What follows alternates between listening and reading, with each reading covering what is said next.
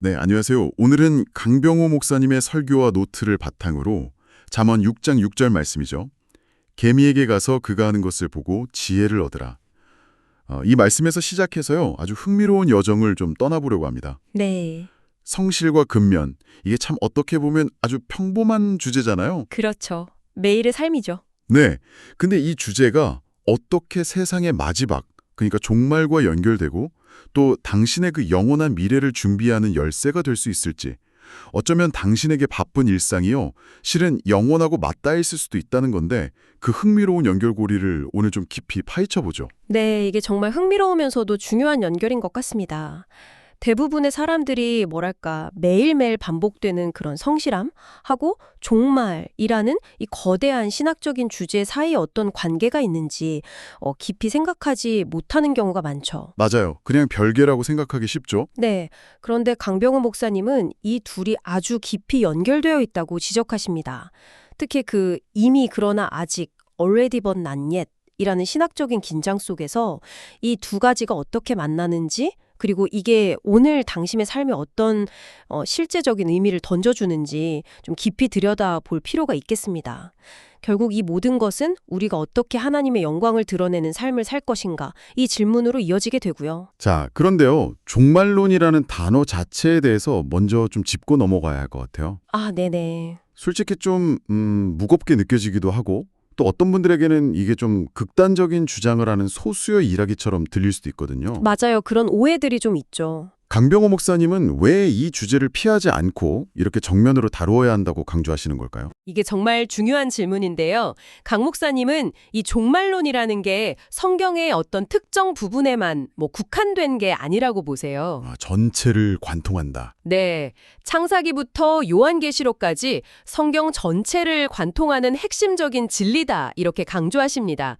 예수님께서도 마태복음 24장, 25장 같은 곳에서 마지막 때의 징조나 심판에 대해서 분명히 가르치셨고요. 사도 바울 역시 고린도후서 5장 10절에서 우리 모두가 그리스도의 심판대 앞에 서게 될 거라고 말했잖아요. 네, 그렇죠. 그러니까 이건 피할 수 있는 선택적인 그런 주제가 아니라 우리 신앙의 아주 본질적인 부분이라는 거죠. 그러니까 단순히 미래에 무슨 일이 일어날까 이런 호기심 차원의 이야기가 아니라는 거군요. 그렇습니다. 종말론의 핵심은 미래 예측이라기보다는요.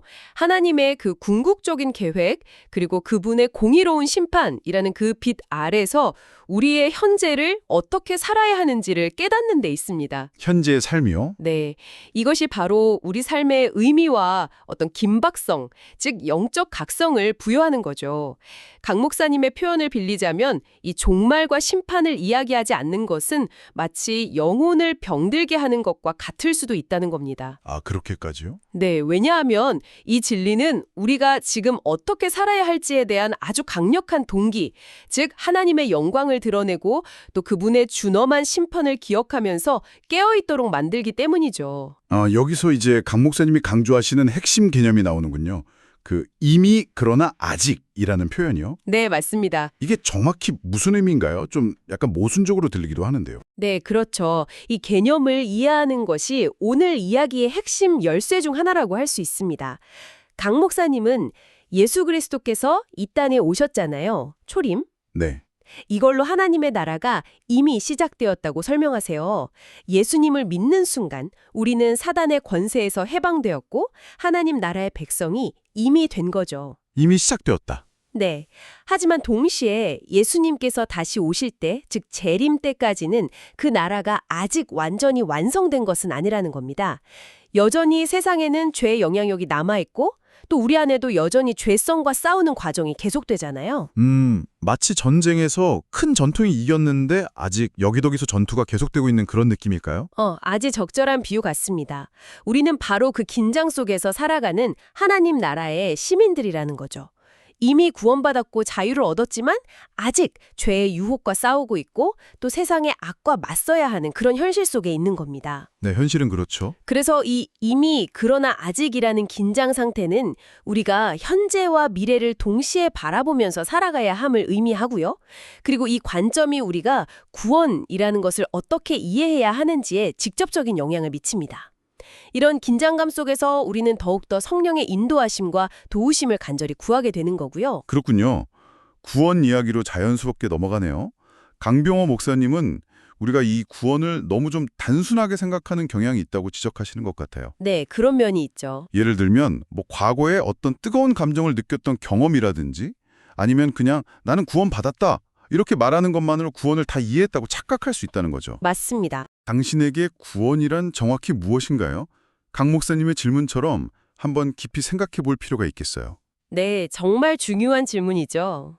강 목사님은 구원을 단편적인 어떤 사건으로만 볼 게 아니라 마치 세 가지 다른 시제를 가진 입체적인 개념으로 이해해야 한다고 강조하십니다. 이 구분이 정말 중요해요. 세 가지 시제요? 네. 첫째는 과거 시제로서의 구원.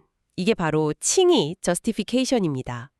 이건 우리가 예수 그리스도를 믿는 그 순간 하나님의 전적인 은혜로 죄의 형벌로부터 이미 용서받고 의롭다고 선언된 것을 의미합니다. 이미 과거에 네.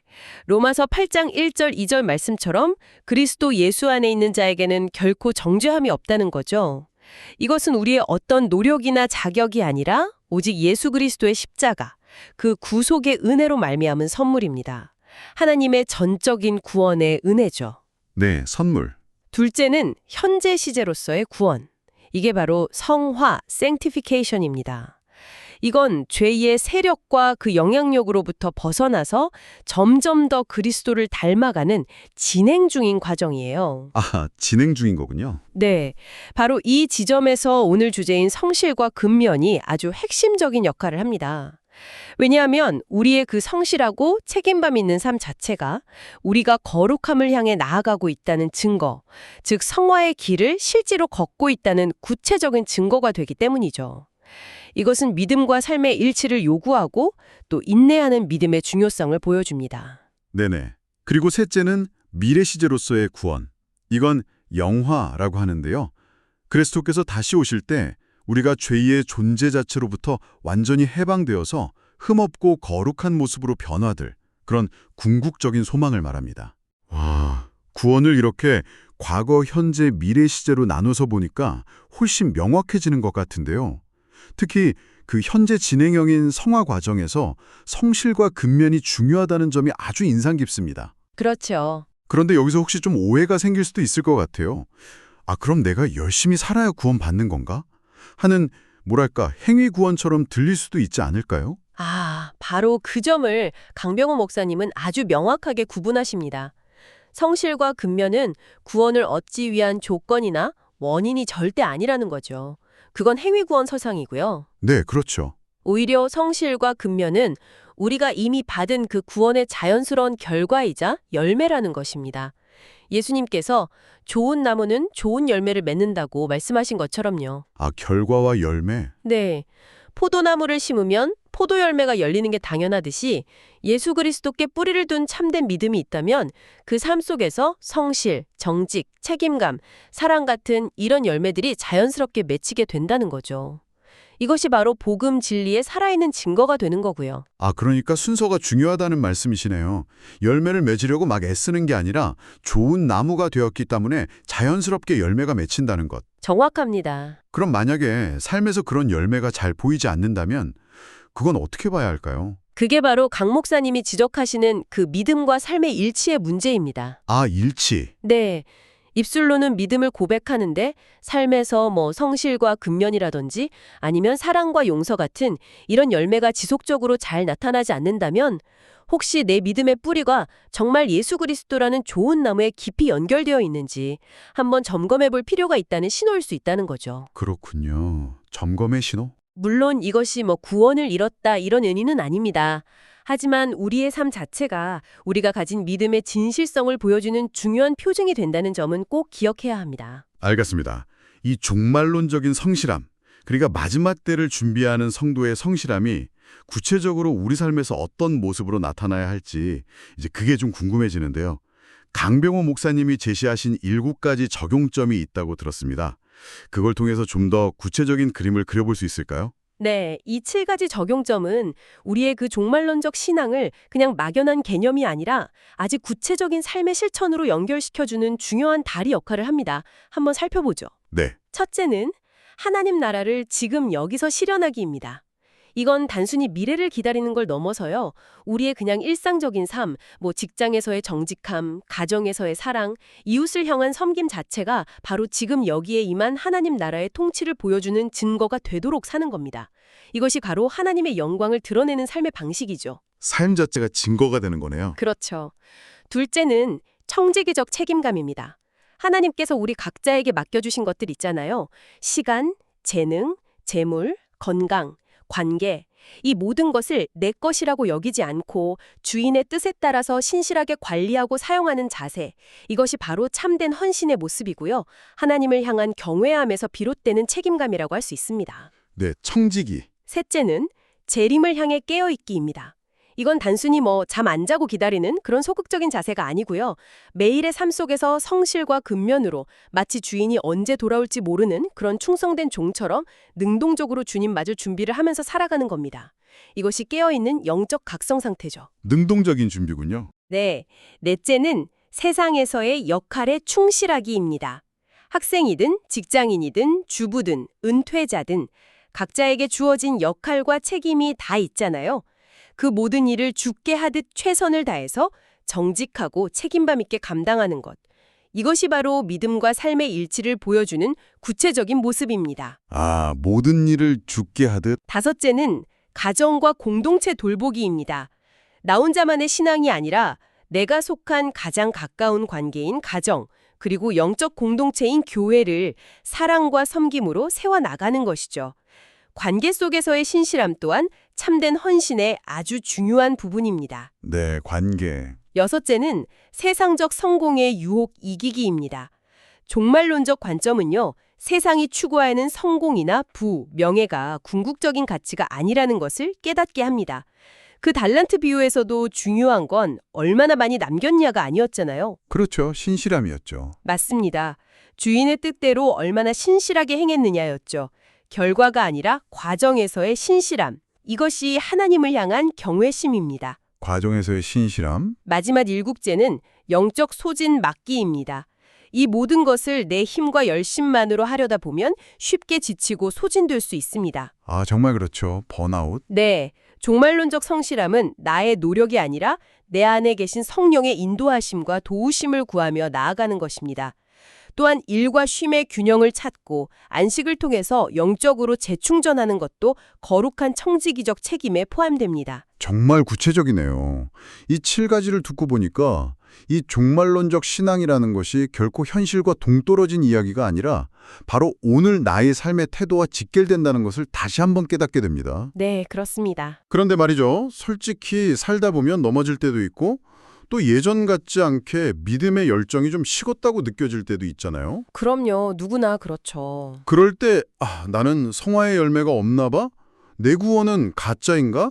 하는 어떤 불안감이나 죄책감에 시달릴 수도 있을 것 같아요. 네, 바로 그 지점에서 많은 성도님들이 힘들어하시는 것 같아요. 하지만 강병호 목사님은 우리가 느끼는 어떤 감정이나 현재의 실패가 구원 자체를 흔드는 것은 아니라고 강조합니다. 아, 다행이네요. 네, 로마서 8장의 그 위대한 선포를 기억해야 합니다. 누가 우리를 그리스도의 사랑에서 끊으리요? 환난이나 곤고나 박해나 기근이나 적신이나 위험이나 칼이랴. 그러나 이 모든 일에 우리를 사랑하시는 이로 말미암아 우리가 넉넉히 이기느니라. 우리의 구원은요, 우리의 감정이나 상태에 근거한 것이 아니라 변함없는 하나님의 은혜와 예수 그리스도의 완성된 구속 사역에 기초하는 겁니다. 아, 그 기반이 흔들리지 않는다는 거군요. 그렇죠. 그럼 실패하거나 좀 연약함을 느낄 때 우리는 어떻게 반응해야 할까요? 그 실패나 연약함은요, 물론 구원의 근본을 의심하게 만드는 사단의 속삭임이 될 수도 있지만 동시에 그것은 우리를 회개로 이끄는 기회가 됩니다. 회개요. 네, 여기서 중요한 것은 회개는 오직 구원받은 하나님의 자녀만이 진종으로 할 수 있다는 사실입니다. 하나님을 떠난 사람은 죄를 지어도 부끄러움을 잘 모르지만 하나님의 자녀는 죄 때문에 아파하고 하나님께로 돌아가고자 하거든요. 이것이 바로 우리가 그분의 자녀라는 증거이기도 합니다. 아, 회개 자체가 증거다. 네. 그래서 실패는 우리를 절망시키는 것이 아니라 오히려 우리의 연약함을 인정하고 더욱 하나님의 은혜와 성령의 도우심을 의지하게 만드는 통로가 되어야 합니다. 물론 강 목사님 말씀처럼 지속적으로 열매 없는 삶은 내 믿음의 뿌리가 건강한지 진지하게 점검하게 만들 수는 있습니다. 네, 점검은 필요하겠죠. 하지만 그 점검조차도 우리를 정죄하기 위함이 아니라 다시금 은혜의 보좌 앞으로 나아가게 하기 위함이라는 거죠. 어떤 상황에서도 우리를 향한 하나님의 사랑은 변함없다는 확신, 이것이 바로 믿음의 승리입니다. 오늘 강병호 목사님의 말씀을 통해서 매일의 성실과 근면이라는 어찌 보면 참 작고 사소해 보이는 삶의 태도가 실은 우리의 영원한 소망과 다가올 하나님 나라의 현실과 얼마나 깊고 직접적으로 연결되어 있는지를 확인했습니다. 네, 그렇죠. 개미에게 가서 배우라는 그 잠언의 지혜가 단순히 부지런히 살라는 어떤 윤리적인 교훈을 넘어서 마지막 때를 준비하는 그리스도인의 깨어있는 삶의 자세, 즉 종말론적 신앙의 구체적인 표현이라는 것을 깨닫게 되었네요. 결국 이 모든 것은 우리가 그리스도인이라는 정체성을 어떻게 삶으로 증명하며 살아내느냐의 문제인 것 같습니다. 맞습니다. 강 목사님은 우리가 가진 미래는 세상이 말하는 성공이나 안정과는 다를 수 있지만 그것은 결코 헛되지 않고 그 누구도 빼앗아갈 수 없는 완전하고 영원한 미래임을 담대하게 선포하라고 격려합니다. 아멘입니다. 자, 이제 마지막으로 당신 스스로에게 한번 던져볼 질문을 드리면서 마무리할까 합니다. 강병호 목사님의 도전처럼 지금 당신의 삶의 모습이 당신이 입술로 고백하는 그 구원의 열매 혹은 증거가 되고 있습니까? 만약 오늘 누군가가 당신에게 당신은 미래를 어떻게 준비하고 있습니까?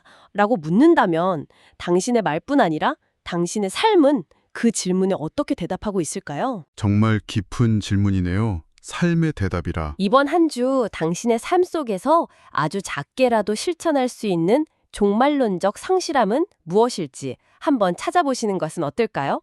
뭐 거창할 필요는 없습니다. 맡겨진 일에 조금 더 책임감을 보이는 것, 시간을 조금 더 의식적으로 하나님 앞에서 사용하려는 노력, 혹은 잠시 멈춰서 기도와 말씀으로 하나님과의 관계를 점검하는 시간 같은 것들이요. 네, 작은 실천들. 네, 이러한 작은 실천들이 모여서 당신을 더욱 성숙한 제자의 삶으로 이끌 것입니다.